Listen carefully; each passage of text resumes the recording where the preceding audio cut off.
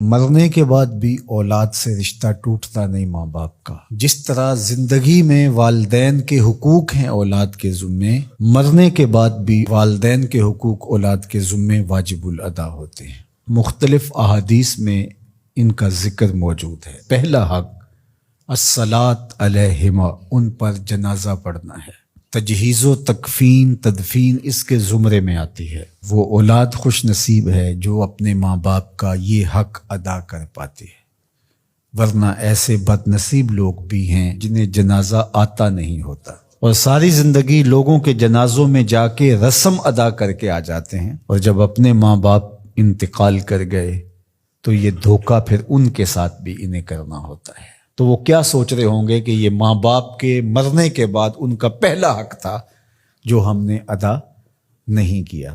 دوسرا حق استغفار لہما، ان کے لیے بخشش کی دعا کرنا، مغفرت کی دعائیں کرنا، اے اللہ ان کی مغفرت فرما۔ تو یہ بات ذہن میں رکھیے، جس طرح باپ کی ماں کی دعائیں اولاد کے حق میں قبول ہوتی ہیں، اس طرح اولاد کی دعائیں والدین کے حق میں قبول ہوتی ہیں۔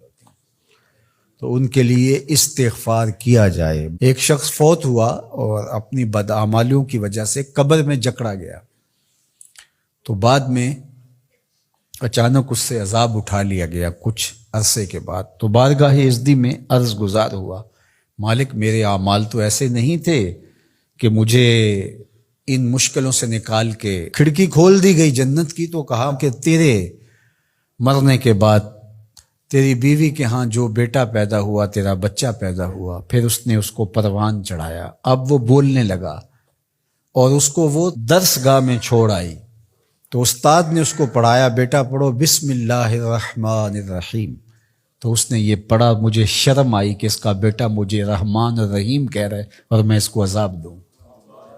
اللہ اکبر۔ اولاد نیک ہو تو اس کا فائدہ ماں باپ کو پہنچتا ہے۔ ایک حق یہ بھی ہے کہ اولاد نیک ہو، چونکہ اچھے اور برے اعمال قبر میں ماں باپ کو پیش کیے جاتے ہیں۔ اچھے ہوں تو خوش ہوتے ہیں، برے ہوں تو انہیں تکلیف پہنچتی ہے۔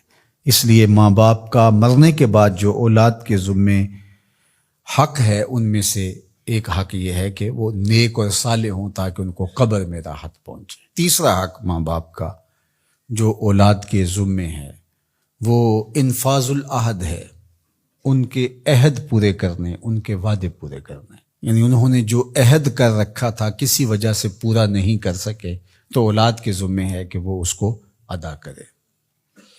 وہ عہد اللہ سے بھی ہو سکتا ہے اور اللہ کی مخلوق سے بھی ہو سکتا ہے۔ اللہ سے کوئی منت مانی تھی، پوری نہیں کر سکے، اسی طرح مخلوق کے ساتھ کوئی وعدہ تھا، اس وعدے کی تکمیل نہیں ہو سکی تھی، تو ان وعدوں کو پورا کرے۔